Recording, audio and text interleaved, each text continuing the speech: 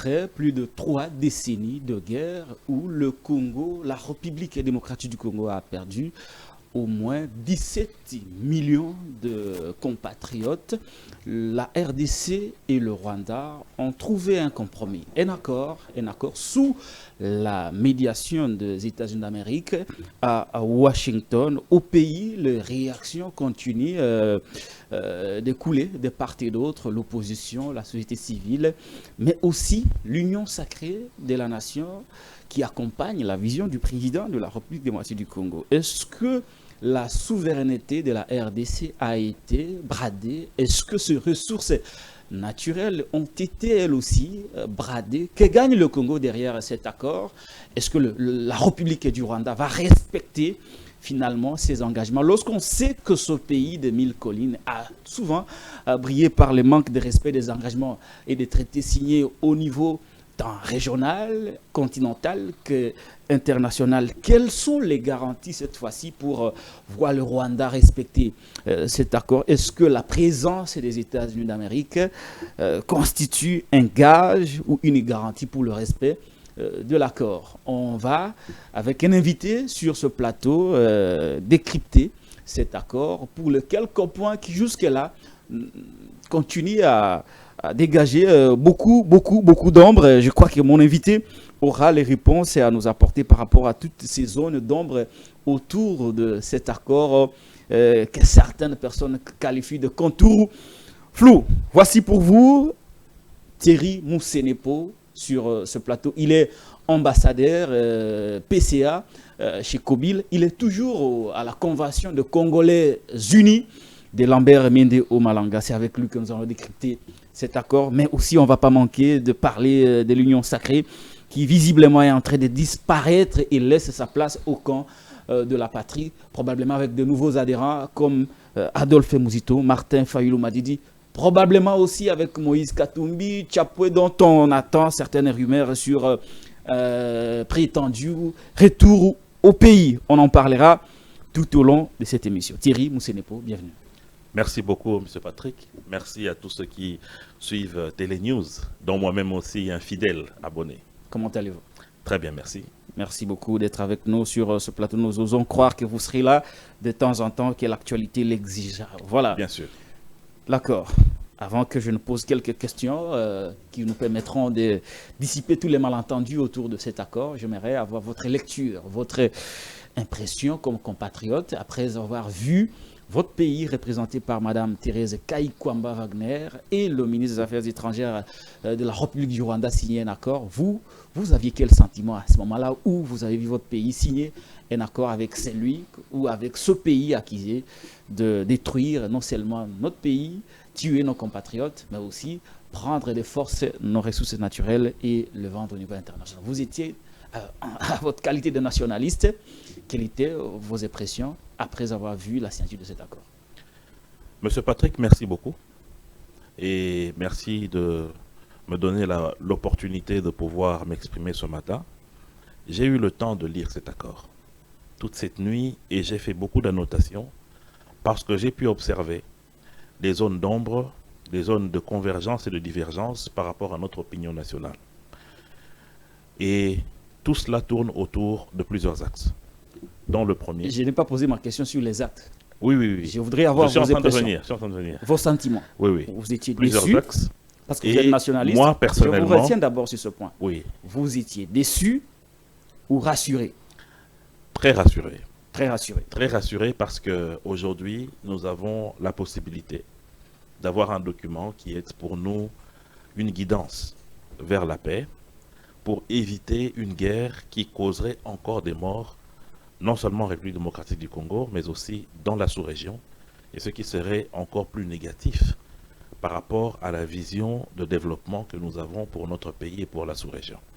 Donc, j'étais satisfait, surtout de la manière dont l'équipe qui a mené les discussions, notamment, comme vous l'avez cité, la ministre d'État, Mme Wagner, accompagnée des éminents Congolais tels que M. Ouamesso, qui est un économiste de renom. Et ça a permis aujourd'hui que nous puissions avoir ce texte qui, demain, va aboutir à d'autres accords qui vont permettre à ce que nous puissions élargir le champ pour quitter de la paix au développement et à l'économie. Très bien. Quels sont les points qui ont retenu votre attention après avoir lu cet accord? Merci beaucoup, M. Patrick. J'aurais vraiment souhaité que vous me donniez quelques minutes. Là, vous avez tout le temps. Pour que je puisse en parler. Vous avez tout le temps. M. Patrick, il faut noter une chose, que pour comprendre les méandres de cet accord, il faut définir la nature du problème. Quelle est la nature de la déstructuration de la paix dans la partie est de notre pays? La nature, c'est que nous avons affaire à une guerre infra-étatique. Ce n'est pas une rébellion, ce n'est pas une insurrection. Deuxièmement, toutes les résolutions, que ce soit les réunions des chefs d'État au sommet de la SADC, que ce soit au niveau de CEAC, de la CIRGL, de l'Union africaine et finalement du Conseil de sécurité des Nations Unies, avec la dernière résolution 2773 que nous avons, nous ont conduit vers une solution de paix et non vers des altercations militaires. Donc il était de la responsabilité, notamment de la République démocratique du Congo, de pouvoir aller vers un accord de paix au regard de toutes ces résolutions et de toutes ces orientations. Il faut déterminer que depuis l'arrivée du chef de l'État, il a compris que depuis 1976, puisque les gens se trompent, la première agression, elle n'est pas de 1998, elle est de 1996. Parce que lorsque finalement M. Laurent Désiré Kabila prend le pouvoir et qu'il se défait de ses maîtres d'hier, c'est-à-dire l'Ouganda et le Rwanda, il nous renseigne de la nature de ce qu'il y avait dans ce que lui-même a appelé le conglomérat d'aventuriers. Donc, tous ces feuilletons d'agression, le maître mot, le maître penseur, l'artisan, c'était M. Paul Kagame, c'est-à-dire le pouvoir de Kigali. Et donc, il fallait en finir. S'il fallait aller vers une paix, aller vers M. Kagame. Pourquoi? Parce que la plupart des rapports des Nations Unies, les rapports de certaines missions de la Commission de l'Union africaine, et même de certains pays de la SADC, ont renseigné clairement que la formation militaire, les moyens logistiques militaires, la mécanisation des troupes est soutenue, pensée et calculée par Kigali, c'est-à-dire par le Rwanda. Les derniers rapports des experts des Nations Unies publiés depuis 2021 renseignent que près de 6000 hommes de la force spéciale des RDF sont déployés sur le territoire national. Donc ça signifie que l'interlocuteur principal, c'était le pouvoir de Kigali. Maintenant, les gens se posent la question, qu'est-ce que cet accord apporte par rapport à tous les autres accords conciliabules qu'il y a eu sur la question de la paix de la République démocratique du Congo? J'en ai noté 11 depuis 1999. Il y a d'abord le premier, celui de Lusaka, entre la RDC et ses voisins. Il y a celui de 2002, l'accord de Pretoria, entre la RDC et le Rwanda. Ensuite, il y a eu l'accord de Sun City. Puis, il y a eu l'accord de Luanda, en 2002, entre la RDC et l'Ouganda. En 2008, l'accord de Goma, entre la RDC et les groupes armés. L'accord de 2009, entre le M23 et le gouvernement, donc le CNDP à l'époque. L'accord de 2022, c'est le mini-sommet de Luanda, entre la RDC, le Rwanda et l'Angola. 2023, c'est la réunion quadripartite EAC, CEAC, CIRGL. 2024 en juillet, c'est le cessez-le-feu de Luanda, RDC, Rwanda, Angola. 2024 en novembre, c'est le sommet de suivi de Luanda. Et finalement, nous sommes à cet accord de Washington de 2025. Aujourd'hui, qu'est-ce que cet accord apporte de particulier par rapport à tout ce que je venais de citer? Puisque les gens sont en train de discuter sur trois choses. Premièrement, qu'est-ce que cet accord apporte? Deuxièmement, pourquoi le volet économique dans un accord de paix? Troisièmement, pourquoi parler des FDLR, une position qui, selon certaines opinions, fragiliserait la position de l'RDC et soutiendrait les positions du Rwanda. Je vais expliquer tout cela. Premièrement, pourquoi est-ce que cet accord est particulier? Premièrement, parce qu'il est signé sous l'égide de la première puissance économique, militaire, sécuritaire mondiale, les États-Unis, avec l'engagement personnel du président Donald Trump. N'oublions pas que les États-Unis, c'est la première puissance au sein du Conseil de sécurité des Nations Unies avec droit de veto. Deuxièmement, c'est la première fois que dans un accord, il y a le volet sécuritaire, il y a un volet social, c'est-à-dire le retour des réfugiés, mais aussi il y a un volet économique. Parce que, M. Patrick, on s'est toujours trompé. Les questions d'insécurité dans la partie est de notre pays, la cause n'a jamais été une question ethnique. Nous avons affaire à une guerre hybride économique qui, pendant 30 ans, a permis un siphonnage des minerais de la République démocratique du Congo pour soutenir la transition énergétique. C'est une guerre économique. Il ne faut pas qu'on se trompe. Et lorsque vous observez les différents accords qu'on a eus, parce qu'il y en a 11, et lorsque vous calculez bien, vous allez vous rendre compte que chaque 3 ans, pratiquement, nous avons un problème ou un souci. Et globalement pris, nous sommes dans une série de 30 ans.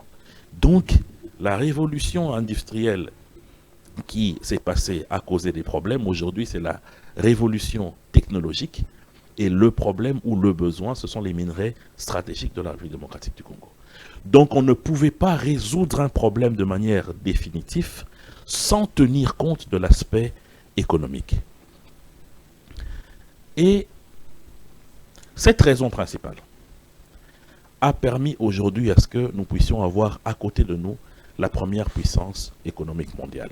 Avec une différence, c'est que nous ne sommes plus en train de subir des injonctions en ce qui concerne nos minerais, mais nous partons négocier en termes gagnant-gagnant entre un pays partenaire qui est les États-Unis, qui aujourd'hui est en train de chercher principalement à se positionner dans cette conquête technologique par rapport à la Chine et par rapport hier à la Russie qui est aujourd'hui affaiblie par la guerre avec l'Ukraine.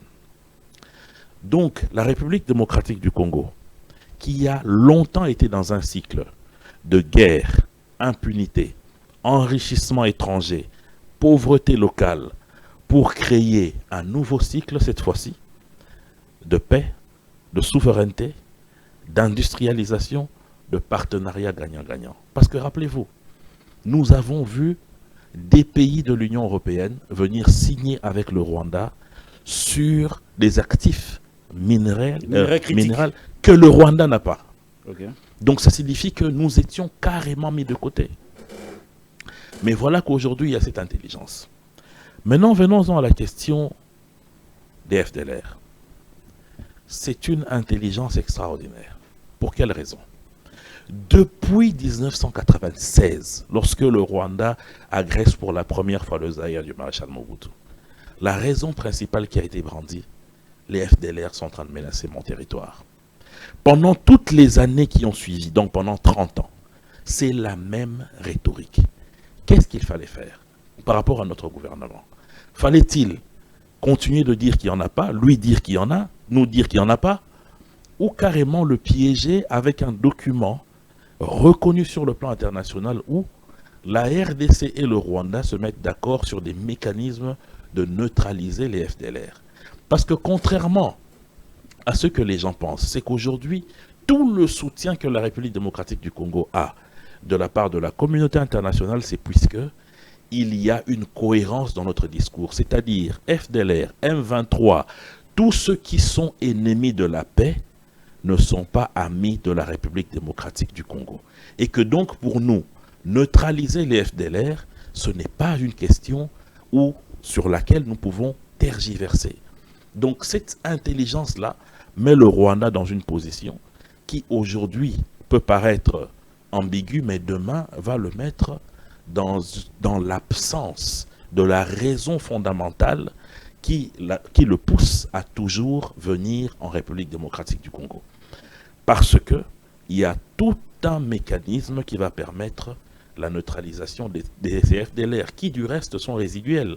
Il ne faut pas oublier que le dernier rapport des experts des Nations Unies renseigne que ces combattants FDLR, qui pour la plupart sont aujourd'hui très vieux, se retrouvent dans une situation où ils sont soit relayés par leurs enfants, soit encore dans des petits groupes résiduels de résistance. Encore que Là où le Rwanda n'a pas été intelligent, c'est qu'aujourd'hui, le Rwanda a déployé ses troupes dans le nord et le sud Kivu. Donc déjà, les traités internationaux disent que lorsque vous avez affaire à des forces hostiles, le pays qui les reçoit devra les garder à 150 km de votre frontière. Donc, étant donné qu'ils sont aujourd'hui présents sur notre territoire, au sud et au nord Kivu, via le M23 et l'AFC, donc ils ont toute la possibilité de mettre la main sur ces FDLR. Donc tout cela, c'est une intelligence qui a permis de joindre, d'une part, les questions économiques qui sont les vrais nerfs de cette guerre que nous connaissons depuis, d'autre part, les questions de sécurité, en vidant de substance la raison qui pousse Kagame à chaque fois de venir sur notre territoire, c'est-à-dire les FDLR. Très bien, merci beaucoup. Vous avez demandé du temps pour exposer sur cet accord, nous faire comprendre le contour. On va entamer une série d'entretiens présentement avec vous, Thierry Moussenepo. Je vous retiens sur la question du FDLR. C'est depuis plusieurs années que le Rwanda a ce prétexte de FDLR qui constitue une menace pour la sécurité du Rwanda. Je rappelle ici à l'attention de ceux qui nous suivent que le Rwanda a plus d'une fois soutenu des rébellions. Il y a eu même des opérations conjointes à l'époque, je crois l'opération Amani, qui a permis les deux pays de traquer les FDLR. Jamais ces FDLR n'ont été traqués, neutralisés, présentés à l'opinion. Autrement dit, tout ce que le Rwanda a évoqué, c'est basé sur les mensonges. Il n'y a jamais eu, comme le Rwanda prétend, la présence du FDLR au Congo qui peut constituer une menace. Ça, on est d'accord sur le fait parce que le gouvernement congolais a toujours nié l'existence de ces FDLR et le gouvernement congolais a toujours nié le fait qu'il apporte du soutien à ces FDLR pour déstabiliser le Rwanda. Pour vous, la question maintenant, oui. Le fait pour l'État congolais d'avoir accepté officiellement de neutraliser ces FDLR, n'est-ce pas là un aveu de faiblesse, de puissance? On a comme l'impression que le Rwanda a imposé à la RDC une réalité qui n'existe pas. Monsieur Patrick, comme je viens de vous le dire, le fait que le Rwanda ait signé un document dans lequel l'accord prévoit la neutralisation des FDLR, qui a toujours été l'élément phare que le Rwanda a mis en épouvantail pour justifier sa présence sur notre territoire, est aujourd'hui scellé dans un accord international où les Nations Unies, les États-Unis via la personne, le général, l'ancien général qui était nommé par le président Donald Trump et notre armée vont travailler pour mettre la main sur ces FDLR, selon les dires de Kigali. Mais il faut revenir et questionner l'histoire. Rappelez-vous qu'en 2019, M. Patrick Arega, ambassadeur de la République du Rwanda ici chez nous, a clairement dit que les opérations menées à l'époque du président Joseph Kabila pour traquer les FDLR ont permis de remettre à zéro leur puissance ou leur possibilité de nuisance. Premier élément. Deuxième élément. Rappelez-vous, lorsque le 28 janvier de cette année, le Rwanda entre sur le territoire congolais par Gisenyi pour atteindre Goma. Une semaine après, ils ont présenté des FDLR, des jeunes gens que nous avons vus. Ils ont présenté comme étant les derniers FDLR qu'ils venaient, qu'ils venaient d'arrêter et qu'ils étaient en train de transférer vers le Rwanda. Donc ça signifie, comme vous venez de le dire, c'était toujours un mensonge. Le gouvernement congolais a toujours dit un mensonge que le gouvernement congolais a finalement accepté. Non, non, mais attendez, lorsque je vous dis que le Rwanda s'est piégé en pensant être plus malin, c'est qu'aujourd'hui, ces propos sont mis dans un document officiel international. Ce n'est plus des rhétoriques entre deux États où nous sommes en train d'échanger via porte-parole de gouvernement interposé. Donc, la communauté internationale va être témoin non seulement de la traque, mais s'il y en a de l'arrestation et de l'expédition des CFDLR là vers le Rwanda. Parce que je vais vous faire une révélation. Nous sommes en 2017. Il y a une autre opération qui se passe, non en 2015, une autre opération qui se passe cette fois-ci avec la MONUSCO, notre armée et l'armée rwandaise, pour mettre la main toujours sur ces FDLR. On les arrête. Ils sont transférés au Rwanda. PV signé par la MONUSCO. Un mois et demi après, on fait des ratissages sur les mêmes périmètres. Surprise, on retrouve les mêmes FDLR qui avaient été rapatriés vers le Rwanda. C'est-à-dire qu'ils sont maintenant comme des mercenaires pour Kigali. Lorsque la communauté internationale ou le Congo ou même d'autres forces militaires mettent la main sur eux, les renvoient au Rwanda, le Rwanda les font passer à la lessiveuse et les renvoie en République démocratique du Congo pour continuer à avoir des justificatifs. Encore que lorsque vous questionnez les registres des services de sécurité rwandais, il n'y a aucun moment où ces FDLR ont eu à mener des opérations de déstabilisation sur le territoire rwandais. Donc, Patrick, aujourd'hui, justement, comme le monde entier, c'est-à-dire l'Union européenne, témoin de cet accord, l'Union africaine, la SADC, la CIRGL, CEAC, les États-Unis d'Amérique, ont vu le Rwanda et la RDC signer, et la bonne foi de la RDC, de dire que nous allons travailler avec vous pour mettre la main sur ces FDLR. Maintenant, on verra si demain, Kagame aura encore d'excuses. Parce que nous savons, et Patrick, vous le savez, que la vraie raison, ce n'est pas les FDLR. C'est des questions économiques. Oui, c'est des questions hégémoniques. On va les aborder. Alors, pour maintenant vider de substance, il ne fallait pas nier la question. Il fallait mettre ça dans un document international. Même si la RDC sait que les FDLR n'existent pas. Mais attendez. Et qu'ils sont souvent réchauffés par le Rwanda pour justifier l'agression. Il faut être une réaliste. concession qui a davantage affaibli l'État congolais. Il faut être Surtout, réaliste. j'ajoute, Thierry Moussenepo, que le Congo a reconnu la présence des FDLR. Autrement dit, a même reconnu le soutien qu'il a porté à ces FDLR parce que le Congo accepte de les neutraliser. Alors que nulle part dans le document, le Rwanda n'a reconnu le soutien militaire qu'il apporte au M23. N'est-ce pas là un autre élément qui prouve que nous n'avions pas été à la hauteur à la table de négociation. On a été parce à que la d'un hauteur. côté, le Rwanda ne reconnaît pas son soutien apporté au M23, mais de l'autre côté, le Congo, lui, reconnaît l'existence des FDLR et accepte même de les neutraliser. Autrement dit, reconnaît apporter du soutien à ces FDLR. N'est-ce pas là un élément qui a encore prouvé que notre diplomatie a vacillé aux États-Unis d'Amérique. Monsieur Patrick, mais les éléments que vous donnez démontrent de l'intelligence de notre diplomatie. Premièrement, la RDC n'a jamais dit qu'elle soutenait le FDLR. La RDC, il faut être réaliste, c'est que dans l'instabilité de la partie est de notre pays, il y a eu 120 groupes armés qui ont été recensés, parmi lesquels les FDLR. Mais seulement, ils ne sont pas aussi nuisibles que présente le Rwanda. Ça, c'est un rapport des experts des Nations Unies. Donc, dire qu'ils n'existent pas, ça serait contredire les éléments factuels. Donc, lorsque la RDC dit « Moi, je ne collabore avec aucun élément nocif, que ce soit un 23 ou FDLR, je suis prêt à les neutraliser. » Cela démontre même que... Neutraliser. S'il vous plaît, je vais en venir. Vous m'avez posé la question, laissez-moi répondre. Allez-y. Cela signifie en réalité que je ne les soutiens pas parce que je suis prêt à les neutraliser. Même s'il reste une forte résiduelle comme les Nations Unies l'ont dit. Maintenant, pourquoi dans l'accord il n'y a pas dit, ou il n'est pas dit, que le Rwanda doit cesser son soutien au M23, patati patata? Mais parce que le M23 n'existe pas factuellement. C'est le Rwanda, mon cher ami. Lorsque l'accord vous dit qu'il faille que les troupes rwandaises quittent la République démocratique du Congo, mais il ne faut pas être magicien pour comprendre que la prise de Goma, la prise de Bukavu, les avancées qu'on a enregistrées depuis Bunagana jusqu'à aujourd'hui, mais ce sont les RDF. Mais attendez, il n'y a pas de magie. Donc, et l'intelligence est encore à quel niveau, monsieur Patrick?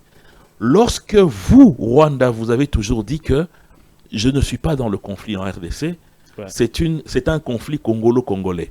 Mais pourquoi vous venez signer l'accord de paix? Vous comprenez? Pourquoi vous venez signer l'accord de paix? Donc ça signifie que... on est dans l'implicite. Non, ce n'est pas l'implicite, mon cher ami. Je ne suis pas en guerre avec vous. Non, pas du tout. Je suis en guerre... Non, je suis en train de vous donner un exemple. Je ne suis pas en guerre avec vous. Je suis en guerre avec votre opérateur preneur de vue. Mais lorsqu'il faut signer un accord de paix, c'est vous qui venez. Ça veut dire quoi? Ça signifie que depuis longtemps, je n'ai été qu'en guerre avec vous. Pas avec votre OPV. Oui, justement, je voudrais vous relancer quand vous parlez de l'inexistence du M23. En réalité, les M23 existent, mais même d'après l'accord, même d'après les rapports des Nations Unies, les M23 existent et qu'on a, dans plusieurs rapports, reconnu que le Rwanda apportait du soutien à ces M23. On a même dénombré un certain nombre d'éléments de forces armées rwandaises qui étaient dans la conquête de Goma, tout comme de Bukavu. Je vais vous prouver, M. Patrick, s'il vous plaît. Ce qui tique les Congolais, laissez-moi... S'il vous plaît, il y a un élément, sinon ça risque de me perdre. Sinon, je risque de me perdre. Ouais. Le M23 a toujours existé de manière étiquette. Parce qu'il y a un autre rapport d'Amnesty International qui vient de révéler que en 2016, 2015, 2016, 2017, toutes les manifestations qu'il y a eu ici à Kinshasa notamment ont été réprimandées par des militaires qui en réalité étaient des éléments du M23 qui ont été recrutés par le gouvernement de Kabila. Joseph Kabila avait recruté des M23 pour réprimer les manifestations à Kinshasa. Mais ce rapport est maintenant public, c'est Amnesty International. C'est public. Les manifestations qu'il y a eu, et ils ont été recrutés en Ouganda, oui, en Ouganda et au Rwanda. Amnesty International a publié ce rapport, 200 éléments. Donc ça signifie que ce ne sont que... Joseph Kabila avait recruté 200 éléments de M23. Je ne suis pas en train de parler en Kisakata. Je vous dis que Amnesty International a publié un rapport selon lequel les manifestations contre le régime qu'il y a eu par rapport au glissement entre 2015, 2016 et 2017, les militaires qui étaient déployés, en réalité, il y a eu 200 éléments M23 recrutés au Rwanda et en Ouganda et déployés ici dans les zones où il y avait les théâtres des opérations de troubles à l'ordre public. Donc ça signifie qu'en réalité, le M23 a toujours été l'étiquette utilisée tantôt pour réprimer, tantôt pour piller. Mais en réalité, la substance même de ce groupe n'existe pas. C'est le Rwanda, c'est les RDF. Très bien. Alors, laissez-moi reformuler ma question comme vous tenez mordicus à ne pas reconnaître l'existence réelle du M23. S'il en est ainsi, alors pourquoi le Rwanda n'a-t-il pas décidé de... Pourquoi dans l'accord, le Rwanda n'a pas pris l'engagement officiel de manière claire de se retirer de la RDC? Mais à défaut de prendre l'engagement clair de se retirer de la RDC, une autre formule a été trouvée, lever des mesures défensives. Non, il y a aussi le désengagement. La RDC n'a-t-elle pas été bouffée? Non. À ce point? Non, je crois que le rapport est en anglais et en français. On parle de retrait de ces mesures défensives, mais on parle aussi de respect de la souveraineté de la République démocratique du Congo. On parle du désengagement des forces en présence en République démocratique du Congo. Vous n'avez pas besoin d'une autre formule. Vous n'avez pas besoin d'une autre formule. Il n'y a pas une autre formule. Pourquoi ça n'a pas été dit clairement que le Rwanda va se désengager? Mais ce que je dis est clair. De la RDC, de Goma, de Bukavu et des restes du territoire. Mais c'est clair, mon cher ami. On n'a que parlé de lever des mesures défensives. Non, mais c'est clair. C'est clair. C'est très clair même. Moi, je ne vois pas pourquoi il faut qu'on dise quitter l'avenue telle à Goma, quitter... Non. Laissez-moi reformuler. Pour la question des FDLR, oui. La RDC a pris l'engagement de neutraliser ces FDLR. Oui. Pourquoi le Rwanda n'a-t-il pas aussi pris l'engagement de neutraliser les M23 et que cela soit clairement repris dans l'accord? Patrick, le M23, c'est le Rwanda. Lorsqu'on parle du désengagement des troupes qui ne sont pas congolaises de quitter le territoire congolais, en réalité, c'est... Attendez, sans les 6000 hommes de la force spéciale venus du Rwanda, vous pensez vraiment que ces petits fatoctomes-là de AFC M23 allaient prendre Goma et Bukavu? Vous êtes sûr? Aujourd'hui, pourquoi est-ce qu'on est en train d'enlever des jeunes gens dans un port là, je crois de Kikputu, j'ai oublié le nom, avant-hier, on a enlevé une vingtaine de jeunes pour les emmener de force à Rumangabo pour qu'ils deviennent militaires. Recrutement forcé. Mais oui. Pourquoi on le fait? Pourquoi on le fait? C'est parce que Kabila veut créer sa propre guerre, étant donné qu'il comprend que la machine est en train de tourner. Kabila avait créé sa propre guerre. Mais parce que depuis longtemps, il était dans l'ombre.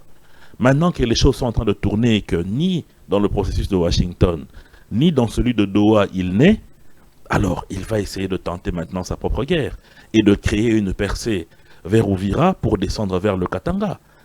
En passant par le Tanganyika. Moi, je l'ai dit avant-hier dans une tribune, parce que je perçois dans la sortie médiatique du M23 AFC avant-hier une tactique pour justifier la reprise des hostilités. Parce qu'ils sont en discussion avec le gouvernement à Doha. Les discussions se passent en toute sérénité, dans le calme et dans le silence. Mais comment se fait-il que sur les points de divergence, vous venez tenir un point de presse? Ça signifie simplement qu'ils sont en train de préparer quelque chose d'autre, qui ne cadre pas avec tout ce que le monde entier veut, c'est-à-dire la paix. Donc, d'après vous, la rébellion du M23 va prendre fin, mais ça sera plutôt une guerre qui sera une guerre hybride, officiellement par Joseph Kabila. Kabila. Guerre, mais sinon, il fait quoi là-bas? Ne pensez pas qu'il est en train de faire du sport.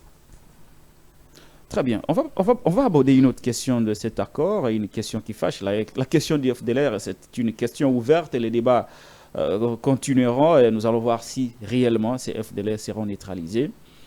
Et même si nous savons que rien n'a été dit clairement sur la neutralisation du M23. Pas besoin. Le Rwanda n'a pas pris l'engagement comme le Rwanda a signé, de s'en aller, c'est fini pour le M23. L'intégration conditionnelle, Thierry Moussenepo, vous parlez bien français. Hein.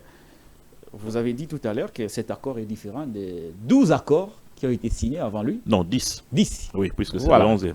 Mais et pourtant, il y a beaucoup de points de ressemblance. Par exemple, le point relatif à l'intégration conditionnelle. Certaines personnes disent que c'est du mixage, métissage déguisé. Non, comment pas du tout. Vous Nous avons aujourd'hui en tant que gouvernement... Parce que là, on parle de l'intégration conditionnelle des ex-combattants. Oui. Ce qui voudrait dire, en d'autres termes, oui. mixage, métissage, qui a été fait sous Kabila. Oui. Alors que sous Tshisekedi, on a dénoncé oui. ces pratiques, oui. qu'on a présentées comme des pratiques qui affaiblissent oui. l'armée oui. au détriment du processus de recrutement bien reconnu. Lorsque vous regardez cet accord, vous allez vous rendre compte qu'il se base sur plusieurs autres accords et ententes qu'il y a eu avant la signature à Washington, dont les signatures qu'il y a eu en Angola. Et là-bas, vous allez retrouver, entre autres, la question liée à l'intégration et au brassage dont vous parlez, qui ne se fera qu'au cas par cas. Ceux qui sont concernés par les crimes, les pillages, les viols, ne sont pas du tout concernés. Encore que la démobilisation n'est pas forcément sujet ou n'est pas parallèle à une réinsertion. Il faut noter une chose, c'est que lorsque le président de la République dit qu'il faut que nous évitions les brassages et les mixages tels que ça se faisait, c'est-à-dire quoi? À l'époque, lorsqu'on a signé avec le MLC, quand ce parti était encore dans la rébellion, le RCD KML, le RCDN, toutes les troupes de ces mouvements étaient automatiquement intégrées dans l'armée, avec les grades que ces individus occupaient au niveau de théâtre des opérations où ils étaient. Donc, vous allez vous retrouver avec un colonel full qui n'est ni breveté d'état-major, ni breveté d'administration militaire. Donc, cela, lorsque finalement vous allez l'intégrer dans l'armée, vous le déployez dans le théâtre des opérations, lors des vraies guerres, il n'arrive même pas à interpréter une carte de la défense. Tout cela a affaibli notre armée. Donc, s'il faut rester sur le principe de la démobilisation, de la réinsertion au cas par cas, d'abord ça permet d'éviter les gens qui ont été dans les viols, les pillages et les meurtres, de crimes contre l'humanité, mais ça permet aussi de régler les problèmes au cas par cas. Mais la finalité reste la même. Hein? Non, mais c'est différent. Des gens qui vont intégrer l'armée, c'est différent. Après n'avoir pas suivi. Non, mais c'est différent. Et rien ne dit. Non. Questionnez les accords. Je parle de la finalité. Oui, questionnez les accords. Que ce soit pour les cas de brassage, oui, Patrick, métissage, mixage, questionnez, ou pour les cas d'intégration conditionnelle les accords. Des ex-combattants. La finalité, c'est qu'on intègre des compatriotes qui sont passés par la rébellion au sein d'une armée qui devrait plutôt respecter le processus de recrutement. Oui, questionnez les accords précédents. Une vraie problématique. Non, questionnez les accords précédents. Les accords précédents étaient clairs. Vous les intégrez au grade qu'ils avaient dans leur rébellion. C'était clair. Mais ce n'est pas le cas aujourd'hui. C'était clair. C'est-à-dire que si Patrick Local a été général au niveau, je ne sais pas d'où, lorsque vous l'intégrez, il est général. Vous ne posez pas la question. Il n'y a pas de cas par cas. Il est général. Ce qui n'est pas le cas aujourd'hui. Oui, j'ai parlé de la finalité. J'ajoute un nouvel élément, Thierry Moussenepo. Est-ce que cet accord ne viole pas finalement la résolution de l'Assemblée nationale qui a dit peu importe les raisons, les conditions pour intégrer l'armée sont connues et devraient rester inviolées. Alors Non, mais que il faut- cet accord, signé par Mme Wagner, notre ministre des Affaires étrangères, parle de l'intégration conditionnelle des ex-combattants au cas par cas. N'est-ce pas là une violation Ce de n'est la pas une résolution de violation. l'Assemblée Ce nationale? n'est pas une violation puisque les textes internationaux supplantent les textes de nos pays. Mais il faut savoir que si on est arrivé à un distinguo de l'insertion et de la démobilisation au cas par cas, c'est parce que justement il y a cette recommandation de l'Assemblée nationale. Ce qui fait une différence, je venais de vous le dire, à ce qui s'est passé avant, où c'était automatique et ce n'était pas le cas par cas. Si une rébellion a 10 000 membres, ces 10 000 membres-là militaires sont automatiquement intégrés dans l'armée avec leur grade. Il n'y a pas de cas par cas. Vous pensez que cette stratégie, cet aspect de l'accord ne va pas toujours continuer à affaiblir notre système de Non, sécurité et pas de du tout. défense? Puisqu'au cas par cas, il y a aussi des cas où, mais rien ne dit, M. Patrick, rien ne dit Pourquoi que... la RDC n'est-elle pas restée ferme sur le fait que le processus pour intégrer l'armée est connu et que ceux qui ont fait recours aux armes n'ont pas le droit d'intégrer l'armée, bien que certains peuvent avoir des qualités pour ce faire? Non, mais vous savez, lorsque vous allez pour signer Autant les de accords de concessions, paix, finalement. non, il n'y a pas autant de concessions. Il n'y a pas autant de concessions. C'est tout à fait normal que vous puissiez aussi régler d'autres problèmes par une amélioration des conditions que vous-même vous avez prévues pour permettre la paix. C'est tout à fait normal. Donc, au nom de la paix, on tout accepte à fait quand même normal. de continuer à... Non, on n'a pas continué, M. une forme de Patrick. prime, Je me tue ici à vous dire que ce n'est pas la même chose. Ce n'est pas la même chose. Mais la finalité reste la même. La finalité n'est pas la même. Celle d'intégrer La finalité n'est pas des la gens même. qui ne Non, sont pas passés, la finalité qui n'est sont pas la passés même par parce la qu'on vous dit rébellion. c'est le cas par cas. Il y a de ceux qui ont été recrutés de force, qui sont devenus militaires. Qu'est-ce qu'ils ont fait de mal? Et qui veulent continuer à travailler dans l'armée. Et qui vont accepter de subir les formations dans les centres de formation de notre armée. Très bien. On va voir. Merci beaucoup Thierry Moussenepo. On va voir jusqu'à quand, parce que beaucoup de Congolais, surtout l'opposition, pensent que c'est une forme de prime à la rébellion. On sait Pas du on peut aller à l'Est faire la rébellion, mais Pas un du jour, tout. il y aura toujours un Non, accord. pas du tout, ne vous en faites pour pas. Il y a aussi intégrer beaucoup tout le monde. qui y ont perdu la vie, mon cher frère. On va prendre le volet économique. Ressources naturelles bradées. Les États-Unis ont gagné quoi en facilitant la signature de cet accord? Les États-Unis, je vous l'ai dit ici, sur le plan économique, est en guerre avec la Chine. Aujourd'hui, nous sommes en plein processus de mutation technologique. Et il y a des minerais critiques qui ne sont trouvés en grande abondance qu'en République démocratique du Congo. Et donc, pour les États-Unis, il est tout à fait normal qu'ils puissent, sécuriser là où ils peuvent venir investir en masse pour obtenir ces minerais critiques. Et de ce fait-là, c'est tout à fait normal qu'ils puissent dealer avec la République démocratique du Congo. Mais je vous ai dit en liminaire, M. Patrick, Ils ont que la gagné différence... concrètement quoi? Ça, Non, mais dans les c'est la prochains littérature. jours, Ouais. les prochains jours, les États-Unis s'apprêtent à signer un accord économique avec la RDC sur les minerais critiques. Et donc ça, c'est tout à fait normal. C'est ce que nous, on a toujours voulu. Le camp de Moïse Katumbi a dit que tout a été donné aux Chinois. Il n'y a plus de minerais Mais comment est-ce disponibles pour l'exploitation. qu'ils peuvent dire ça? Ils sont l'État? Je ne comprends pas. C'est Moïse Katumbi qui l'avait dit. Ils sont l'État. Moi, je pensais que vous parlez du ministre des Mines. Mais là, Moi, je parle de Moïse Katumbi. Il est qui? Quelle est la valeur de sa parole par rapport à cela? Il a dit tout a été donné aux autres. Tout a été donné à qui? Vous avez roulé les Américains Non, mais à leur présentant des minerais déjà pris par les autres. Ça, c'est des propos. S'il l'a dit, c'est irresponsable. Il n'a pas la légitimité, ni la légalité de prétendre dire ce qu'il dit. Nous avons un ministère des Mines. Nous avons un cadastre minier qui gère les carrés miniers de la République démocratique du Congo. Donc ce n'est pas à un opposant exilé de venir dire qu'il n'y a plus rien, ou il y a ceci, ou il y a cela. Ça, c'est des propos que je balaye d'un revers de la main. Donc, c'est tout à fait normal aujourd'hui que la République démocratique du Congo veuille finalement être sur la table de négociation pour ces minerais.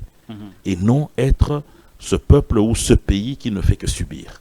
Très bien. On va parler du respect de l'accord. Tout à l'heure, vous avez parlé de plusieurs accords signés, notamment avec le Rwanda, où il y a eu même des pactes de non-agression. Le Rwanda avait pris l'engagement plus d'une fois de respecter l'intégrité territoriale de notre pays, de ne pas s'ingérer dans la politique interne de notre pays, de ne pas organiser le pillage systématique de minerais de notre pays. Mais le Rwanda n'a toujours pas respecté ses engagements. Quelle est la garantie cette fois-ci? Beaucoup de gens s'inscrivent en faux parce que de ceux qui pensent que seuls les États-Unis constituent une garantie pour le respect de l'accord. Surtout que dans cet accord, il n'y a aucune contrainte.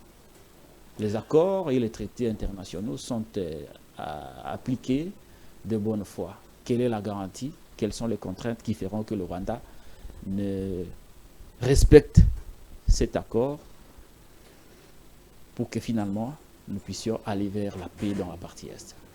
Il y a un nouvel élément dans cet accord que dans les précédents, il n'y avait pas. C'est le mécanisme conjoint de mise en place de tout ce qui a été proposé comme artefact pour arriver à cette paix ou pour enclencher les étapes de cet accord.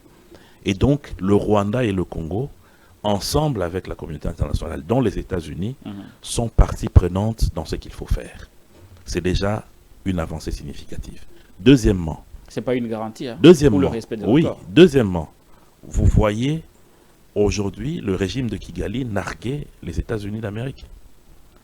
Je n'ai pas vu beaucoup de nations le faire et résister longtemps. Je n'ai pas vu. De mémoire d'homme, je n'ai pas vu.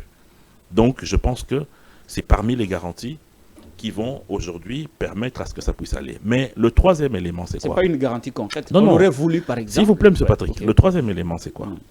C'est qu'aujourd'hui, les gens ne se rendent pas compte. Le Rwanda est dans une situation économique précaire. Le Rwanda souffre dans son budget national parce que, à 57%, ce pays a toujours vécu grâce à des aides internationaux, grâce à des activités qui sont organisées sur son territoire et grâce, entre autres, à ce qu'il y avait comme pillage en République démocratique du Congo. Or, aujourd'hui, avec cet accord, il y a une nécessité, et même avec la résolution des Nations Unies et les décisions qui ont été prises par les chefs de l'État, la plupart des sociétés aujourd'hui ne veulent plus de ce minerai de sang qui vient de Kigali. Deuxièmement, la plupart des grands forums qui se déroulaient à Kigali n'y vont plus. Troisièmement, la plupart des pays qui soutenaient le budget annuel du Rwanda ne déboursent plus rien. Donc le Rwanda a aussi intérêt à ce que cet accord de paix puisse marcher. Autant que nous, on a aussi le même intérêt pour que la paix revienne dans l'est de notre pays. Donc, au-delà des contraintes, il y a ce qu'on appelle le réalisme politique.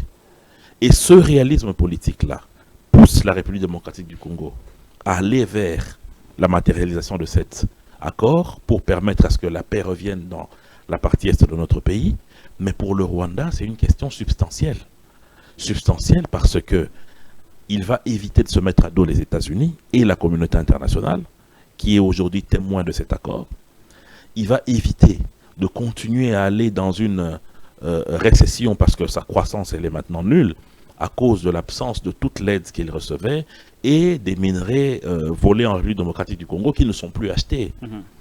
Et troisièmement, pour éviter de rentrer dans une situation où il y aura une explosion interne à cause de la situation sociale qui devient de plus en plus difficile. Donc il y a tout ce cocktail qui fait que le Rwanda est tenu à respecter cet accord. Ça c'est sur le fait, l'explication que vous donnez. Mais sur l'accord, il n'y a aucune contrainte imposée aux parties de respecter l'accord. Mais mon cher frère, lorsque les pays, c'est vrai que dans les anciens accords, il y a eu peut-être des violations, il y a eu des non-respects, mais lorsque les pays signent ce genre d'accord, on ne vous dit pas, si vous ne faites rien, on vous tue, ou on vous met en prison. Vous comprenez? Alors, il y a cela. Mais au-delà de cela aussi, n'oubliez pas que la République démocratique du Congo a un certain nombre d'artefacts aussi pour contraindre le Rwanda à aller vers la paix. Ah, la RDC a maintenant... Je vous dis. Maintenant, il y a un dispositif qui peut contraindre le Rwanda. Il y a plusieurs artefacts aller vers la paix. Judiciaires, militaires, sécuritaires. Il y a plusieurs. Mais ce n'est pas puisque nous choisissons la paix que nous sommes faibles. Alors, la question que j'allais vous poser par rapport à l'accord, si le Rwanda fait fi, il dit je ne respecte pas l'accord, comme il l'a toujours fait, vous savez tout comme moi que le Rwanda est, je crois, 4e pays contributeur de troupes au sein des Nations Unies, ce qui fait souvent que les Nations Unies sont complaisants vis-à-vis du Rwanda parce que c'est un pays contributeur. Donc on ne peut pas compter sur la bonne foi des Nations Unies qui est souvent du côté du Rwanda. Ça, nous sommes d'accord avec vous. Mais par rapport aux États-Unis, si le Rwanda dit non, je ne respecte pas, qu'allons-nous faire? Déjà, il faut féliciter le président de la République, Félix Tshisekedi, parce que 30 ans après, qui pouvait croire que les États-Unis allaient arriver à une telle implication à la Maison-Blanche, au bureau ovale, pour qu'une telle signature puisse se faire? Qui pouvait s'y attendre? Parce que, rappelez-vous, il y a un secrétaire d'État américain qui a dit que une tribu au Rwanda serait sa pupille. Donc ça signifie qu'on a toujours vu les États-Unis être aux côtés du Rwanda et non aux côtés de la RDC. Mais ça, c'est une première. Deuxièmement, vous parlez du Rwanda, grand contributeur des troupes des Nations Unies. Ouais. Mais cela est mis en mal aujourd'hui. Parce que le dernier rapport des experts, qui a été déposé au Conseil de sécurité, la proposition 6, c'est quoi? C'est qu'on puisse retirer au Rwanda cette mission de maintien de la paix, parce que ce n'est pas normal qu'un pays contributeur en troupes pour le maintien de la paix, dans les missions de maintien de paix, soit l'agresseur de certains pays avec des preuves aussi documentées. Donc, c'est aussi parmi les sources de revenus de l'armée et du service de défense rwandais. Donc, il risque aussi de perdre ça encore, parce que ces troupes sont aujourd'hui déployées dans le Darfour, en Érythrée et au Mozambique. Donc tout cela, ça sera des pertes énormes pour le Rwanda. Il y a énormément à perdre de leur côté aussi, s'ils s'entêtent. Et s'ils s'entêtent jusqu'au bout, on fait quoi? Mais il faut s'attendre, mais les sanctions vont tomber. Et vous voyez l'économie du Rwanda être assez résiliente pour résister aux sanctions, telles que la Russie en a mangé. Attendez, ce pauvre pays va disparaître.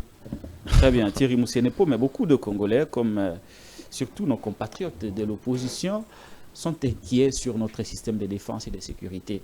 Ce qui nous arrive aujourd'hui dans notre partie Est, la frontière que nous partageons avec le Rwanda peut nous arriver sur les 8 autres frontières que nous avons. Est-ce que le Congo sera toujours ce pays prêt à négocier, faire des concessions au nom de la paix et ne pas développer son système de défense et de sécurité? Parce qu'on sait, il y a beaucoup à dire, hein. On ne va pas entrer dans le détail, mais il y a beaucoup à dire. Mais la posture que nous avons aujourd'hui au niveau international par rapport à cet accord ne nous rassure pas, surtout vis-à-vis de l'Angola, du Burundi, de l'Ouganda, dont on connaît les incursions, des autres pays qui nous entourent.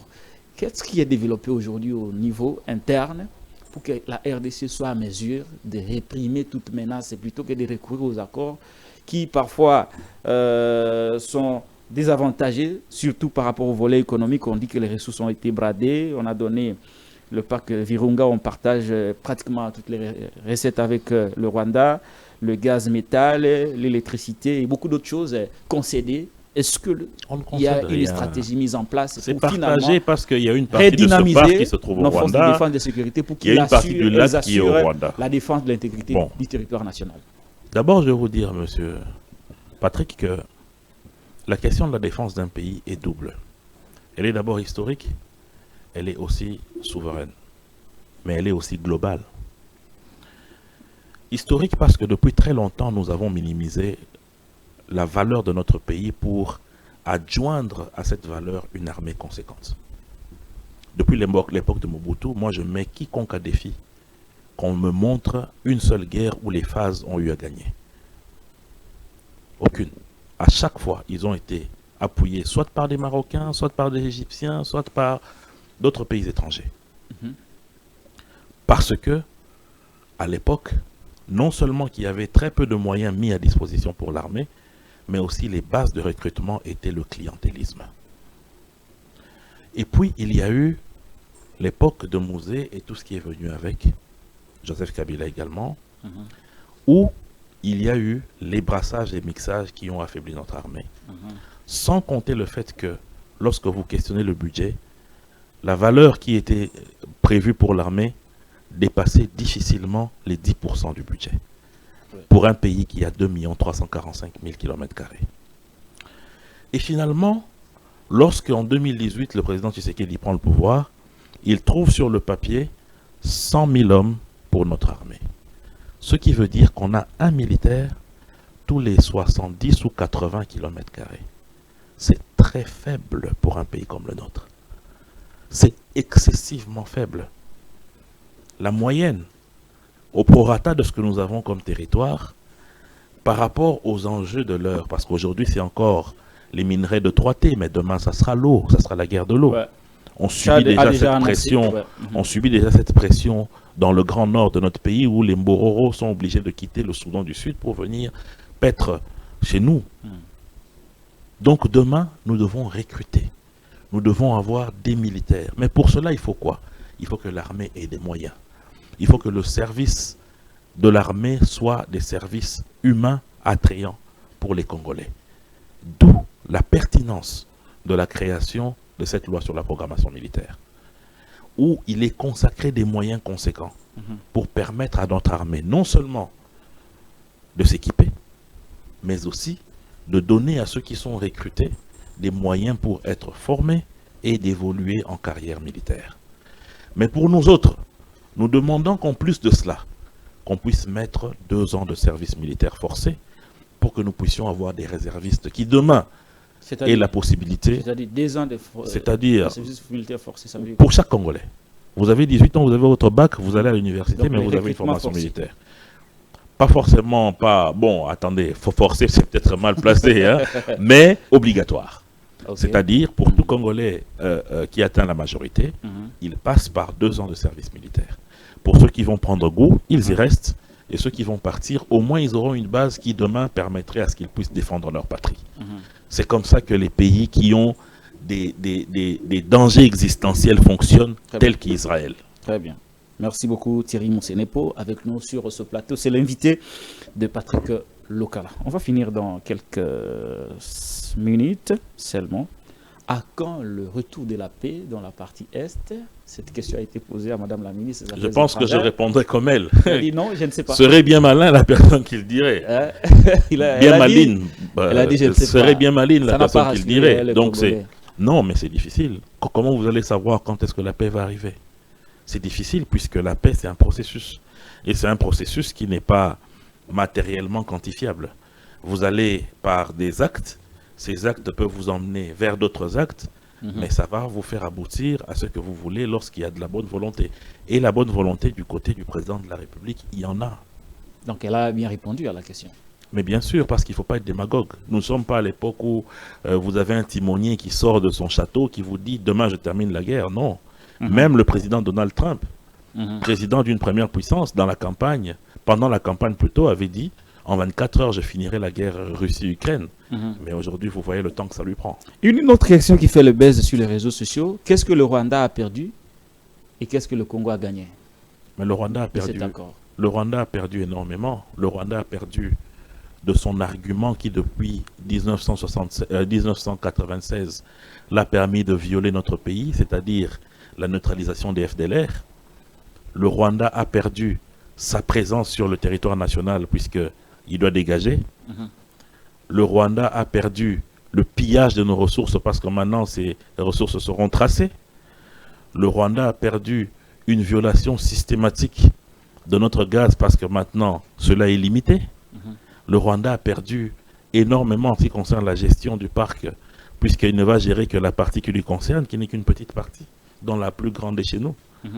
Le Rwanda a perdu sur le plan international parce que ce pays qui se montrait comme étant le Singapour d'Afrique, Kagame qui se prenait pour Lee Kuan Yew, aujourd'hui il est dénudé. Vous avez suivi sa sortie de presse lors de leur manifestation d'indépendance. On a eu affaire à quelqu'un qui, à la limite, était en train de vivre un psychodrame. Donc tout cela aujourd'hui prouve que le président Tshisekedi est en train d'aller vers le sens d'en finir avec cette guerre éternelle de l'Afrique centrale. Et qu'est-ce que le Congo a perdu en signant cet accord? Le Congo a perdu du temps en signant l'accord actuel. En signant l'accord actuel, le Congo n'a absolument rien perdu, mais gagné. Le Congo n'a rien perdu en signant l'accord. Mais qu'est-ce que nous avons perdu? que nous avons perdu? Le Rwanda a perdu, vous avez fait... Énormément. Ouais. Énormément. Mais qu'est-ce que nous, Et on le a Congo, perdu? lui, n'a Non, rien perdu. On n'a rien perdu. On sait qu'il y a eu des concessions. Oui, mais quelle concession?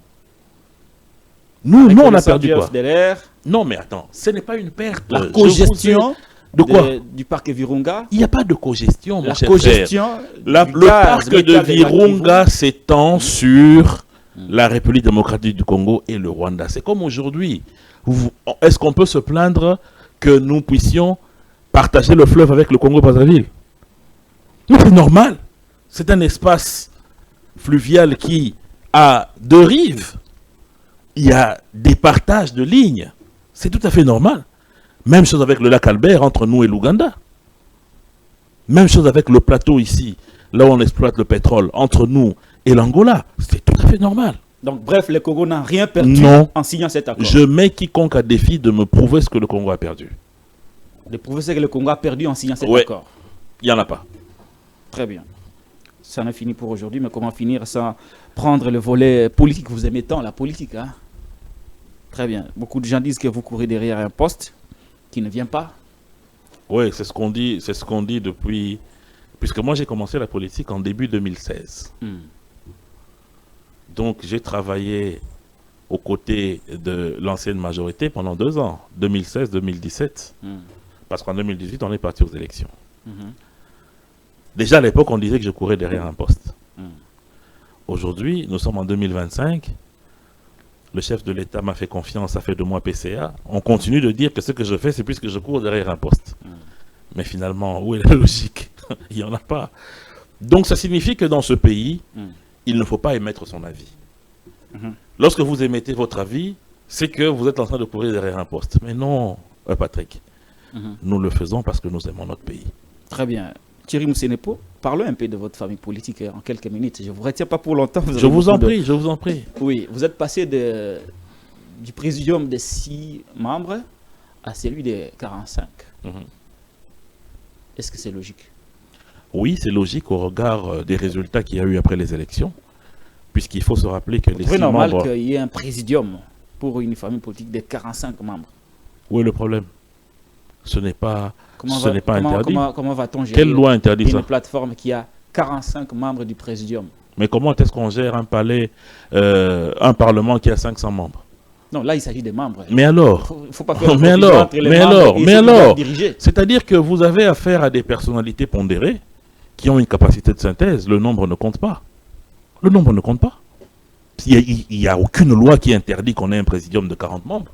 Non. Que pensez-vous de ceux qui disent aujourd'hui que l'Union sacrée n'existe plus? Elle est en train de céder sa place au camp de la patrie avec la venue de Fayulu et de Mozito. Est-ce que l'un empêche l'autre d'exister? Qu'est-ce qui fait que la création... Qu'est-ce qui fait que la création... On parle de moins en moins de l'Union sacrée de la nation, mais on parle beaucoup plus du camp de la patrie, surtout avec les rumeurs autour de la formation du nouveau gouvernement d'Union nationale. L'Union sacrée fonctionne. Le secrétaire permanent est à son bureau chaque jour, il reçoit, il travaille, il y a des avancées. L'Union sacrée a même maintenant une chaîne de télévision, l'Union sacrée a maintenant des sièges en province, l'Union sacrée est maintenant beaucoup plus structurée à la demande du chef de l'État, et je crois que le professeur Mbata est en train de travailler convenablement. Donc, l'existence du camp de la patrie n'annihile pas l'Union sacrée, même dans le sens inverse, donc il n'y a pas de problème. Si toutes ces familles politiques servent pour l'intérêt de l'État, pour le maintien de la cohésion nationale, où est le problème? Très bien. Voilà, on va finir. Mais que pensez-vous de la venue de Fayulu, de Mozito? Bon, la rencontre avec le chef de l'État, beaucoup disent que Mozito d'ailleurs ne s'en cache pas. Il est prêt à participer au gouvernement d'Union nationale. Martin Fayulu parle du camp de la patrie. Est-ce que vous pensez aujourd'hui que entre Félix Tshisekedi et Martin Fayulu, il n'y a point de ligne de séparation? Entre tous ceux qui aiment le pays, il n'y a pas de ligne de séparation. La séparation, c'est toujours entre ceux qui sont dans le camp je voudrais parler du désordre. Rapprochement. Non, mais attendez, le rapprochement, c'est par rapport à quoi? C'est par rapport au point de convergence. Si finalement, mon aîné Martin Fayulu a une convergence sur la façon de voir les choses pour le pays, et que finalement, il se rend compte, comme mon aîné Adolphe Mozitou que Félix Tshisekedi avait toujours eu raison et qu'il rejoigne cette vision, c'est une force de plus pour le pays. C'est le pays qui gagne en réalité. Ce n'est pas des individus qui gagnent, c'est le pays qui gagne. Lorsque ses fils finalement disent « mettons de côté nos points de divergence », parce qu'il y en a toujours. Même dans les familles biologiques où vous sortez d'une même matrice, vous avez toujours eu du mal à vous mettre d'accord sur tous les points. Mais quel est le centre de convergence? C'est que vous appartenez à un même schéma, à un même arbre généalogique. C'est cela aussi en politique. Lorsque finalement vous vous rendez compte que vous avez un même arbre généalogique qui est le Congo, et que vous dites pour le Congo, nous mettons de côté nos animosités, nos divergences pour avancer, mais c'est très bien. Donc, il n'y a pas de divergence ni de démarcation. Le plus grand problème pour nous, c'est ceux qui s'allient aux tueurs pour déstabiliser le pays. Mais ceux qui ne partagent pas notre opinion sur, par exemple, la gratuité de l'enseignement, sur la couverture santé universelle, sur le PDL 145, mais qui disent que pour le Congo, nous avons une même vision en ce qui concerne la situation dans l'Est, eh bien, marchons ensemble. Une petite question. Presse Penge a dit, nous n'allons jamais accepter qu'on tue Félix Tshisekedi. C'est notre frère.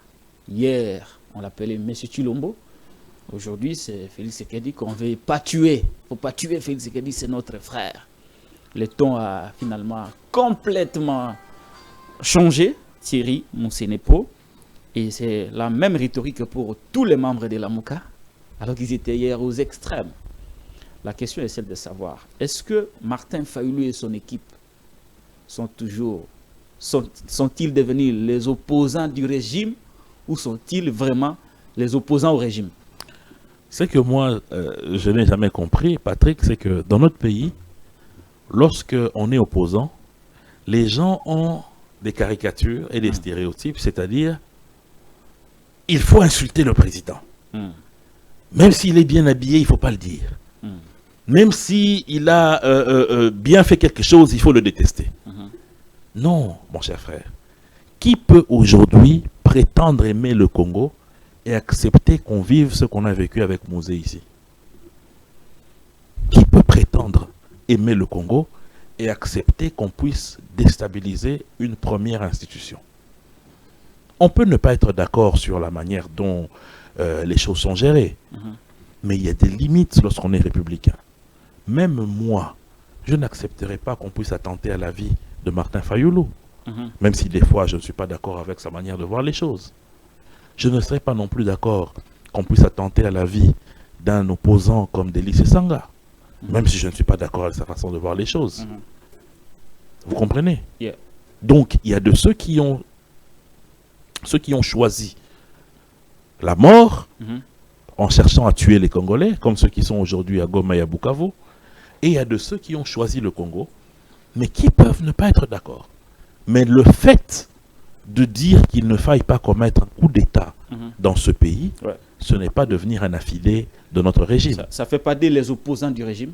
Non, c'est des Parce personnes... que hier, c'est des personnes... on n'a jamais assisté à de telles communications mais en faveur du régime. S'il y a une évolution, s'il y a une évolution, les gens soupçonnent que ces gens-là sont devenus les opposants du régime. Non. Ils ne sont plus opposants au régime, mais plutôt les opposants du régime. Mais si aujourd'hui, nous avons un opposant qui finalement du régime comprend du régime au régime ou que sais-je encore, mais qui comprend finalement que les valeurs républicaines sont plus que tout et qu'il faille d'abord le respect des institutions, le maintien des institutions, la stabilité des institutions avant de parler gestion, programme politique. Mais c'est des gens à applaudir. Moi, je ne vois pas pourquoi il faille aujourd'hui jeter de l'opprobre sur eux. Le chef de l'État a mis en place une équipe qui travaille de commun accord avec la SENCO. Est-ce que cette commission balise déjà la voie pour le gouvernement d'union nationale qui succédera à celui de Madame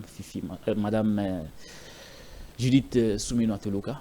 Il y a eu énormément de travail qui a été réalisé, notamment par le Conseil spécial en matière de sécurité du chef de l'État, le professeur Ebérante, qui a consulté en vue de la formation d'un gouvernement d'union nationale. Maintenant, les cahiers de charges déposés par les évêques de la SENCO et de l'ECC portent sur un dialogue national. pas forcément sur la mise en place d'un gouvernement d'union nationale. Donc à ce niveau-là, les experts que le chef de l'État a commissionné pour travailler avec les prélats, c'est pour discuter de ce cahier de charge-là qui parle d'un dialogue congolais que Monseigneur Cholet avait eu à décliner. Vous êtes favorable à ces dialogues qui certainement aboutiraient au partage du gâteau? Non, mais nous sommes toujours, nous, républicains nationalistes, totalement d'accord avec le dialogue. Mais seulement, nous avons souhaité que, notamment la SYNCO, puisse clarifier certains points. Notamment, personnellement, j'ai critiqué l'approche où il y avait à un moment un bicéphalisme sur la façon de présenter les choses sur la question de l'Est de notre pays, où on avait le gouvernement qui évoluait d'une manière et les prélats qui évoluaient aussi d'une autre manière. Et surtout, les propos qui nous ont choqués sont les propos de Monseigneur Outembi aux États-Unis, au micro de votre confrère Stanis, où il a clairement dit que parmi les soutiens reçus pour le travail qu'ils ont fait, il y avait le soutien du Rwanda. Moi, je me suis personnellement posé la question, est-ce qu'en ce moment-ci où Ukraine et Russie sont en guerre, est-ce qu'un prélat de la Russie peut prétendre devant les micros et même devant sa conscience avoir reçu de l'argent de l'Ukraine pour faire une action de paix ou que sais-je encore? Il y a tout cela qu'il fallait clarifier. Mais Dieu merci, il y a maintenant une équipe qui travaille. Sûrement que ces questions-là vont trouver réponse lors de ces assises. Donc on va tout droit vers un dialogue. Espérons-le. Il le faut bien. Il faut que les Congolais se parlent. Mais les Congolais qui réellement ont l'amour du pays. Pas ceux qui... Est-ce qu'on peut compter aussi sur Kabila par rapport à ces dialogues? Non mais écoutez, aujourd'hui, est-ce que même... Sera-t-il bienvenu sur Kabila Kabange, est-ce que tout ce qui compte, mon cher frère, c'est la décision que vous prenez pour votre vie et pour la marche, pour le choix du camp que vous allez opérer? Vous trouvez aucun inconvénient que Joseph Kabila soit associé à cette initiative? Je ne trouve aucun inconvénient que tous les Congolais qui veulent la paix puissent être associés. Mais lorsqu'on a des Congolais qui ne veulent pas la paix, leur place, c'est devant la justice. Merci beaucoup Thierry Moussenepo. C'est à moi de vous remercier, Patrick. Dernier mot? Le dernier mot, c'est de dire aux Congolais que cet accord, par rapport aux 10 autres, est très bien fait. Et cela prend en compte des volets qui n'ont pas été pris en compte, permettez-moi ce pléonasme, avant, notamment les questions liées à l'économie, puisque cette guerre est essentiellement économique et non ethnique ou sécuritaire. Ça, c'est des effets secondaires. L'effet principal, c'est l'économie, c'est les richesses de la RDC. Et cet accord prend compte de cela. Deuxièmement, l'accord permet de vider la substance de ce que depuis 30 ans Kagame a utilisé comme passeport pour entrer en RDC, c'est-à-dire les FDLR. Et l'accord permet de les neutraliser avec comme témoins les États-Unis, la communauté internationale, les Nations Unies et nous tous d'ailleurs. Merci beaucoup Thierry Moussenepo. Merci. L'invité de Patrick Lokala, c'était Thierry Moussenepo. Il est PCA, mais aussi ambassadeur. Hein. On n'a pas fait mention. Aujourd'hui, c'était lui notre invité. Nous aurons l'occasion d'en parler avec d'autres invités sur ce que le Congo a gagné et ce que le Congo a perdu sur cet accord. Cette émission a été réalisée par Derrick Lonkeba Le Maestro. Je suis Patrick Lokala. Abonnez-vous à la Télé News, chaîne de la liberté.